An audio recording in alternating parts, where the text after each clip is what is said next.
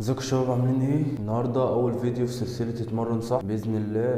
السلسله دي هننزل كل يوم فيديو مع فيديوهات رمضان. اشرح لك كل يوم نوع من انواع الادفانس تكنيك، وفيديو تاني هوريك فيه الاداء وانت بتطبق التكنيك ده ازاي. طيب خلينا نبدا الاول باول فيديو وافهمك يعني ايه ادفانس تكنيك. بكل بساطه الادفانس تكنيك دي هي مجموعه انظمه لكسر روتين التمرين بتاعك ومساعده جسمك ان هو ينمي قدرته على بناء العضلات بشكل كبير، لان انت بيجي وقت معين التقدم بتاعك والتطور بتاعك بيبتدي يقل لما بتقعد فتره طويله بتتمرن وماشي على نظام غذائي. التقدم بتاعك بيبدا يقل، فانت بتحتاج ان انت تدخل شويه حاجات تكسر بيها روتين التمرين وتضغط شويه زياده على عضلاتك عشان بالتالي تكبر. والهدف من المجموعات دي ان انت بتوصل العضله لمرحله بعد الفشل العضلي. طيب عشان برضو معظمنا ما يعرفش يعني ايه الفشل العضلي. الفشل العضلي ده يا شباب هو المرحله اللي انت بتوصل لها بتكون خلاص مش قادر تجيب عده كمان، وعند النقطه دي بيبدا جسمك يحفز العضله اكتر ان هي تتطور عشان تقدر تستحمل الضغط اللي انت بتحطه عليها. لازم تكون فاهم برضو ان الادفانس تكنيكس دي ما ينفعش تتمرن بيها دايما،